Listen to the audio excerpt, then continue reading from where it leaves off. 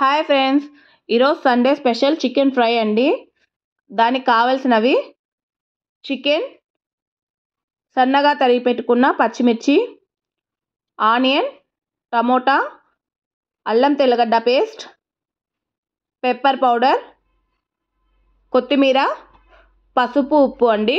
Stove మీద పెనం పెట్టుకొని అందులో కావలసినంత ఆయిల్ వేసుకోవాలి.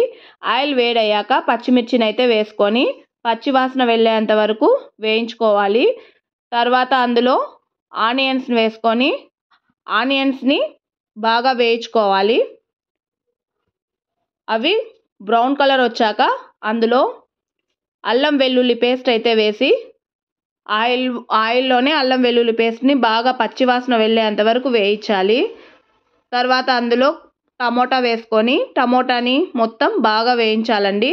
తర్వాత శుభ్రంగా కడిగి పెట్టుకున్న చికెన్ వేసి పసుపు వేసుకోవాలి. అది బాగా వేగాక అందులోకి కొత్తిమీర వేసుకోవాలి. తర్వాత రుచికి సరిపోయేంత ఉప్పు అయితే వేసుకోవాలండి. మనం ఇందులోకి వాటర్ అయితే వేయము కాబట్టి సన్నమంట మీద 10-15 నిమిషాలు అయితే అలానే వేయించుకోవాలి. చికెన్ అయితే బాగా వేగింది చూడండి, అలానే వాటర్ వేయకుండా. తర్వాత ఇందులోకి మూత పెట్టాలి. మూత పెట్టినప్పుడు అందులో కొద్దిగా వాటర్ అనేవి ఊరుతాయండి ఆవిరికి.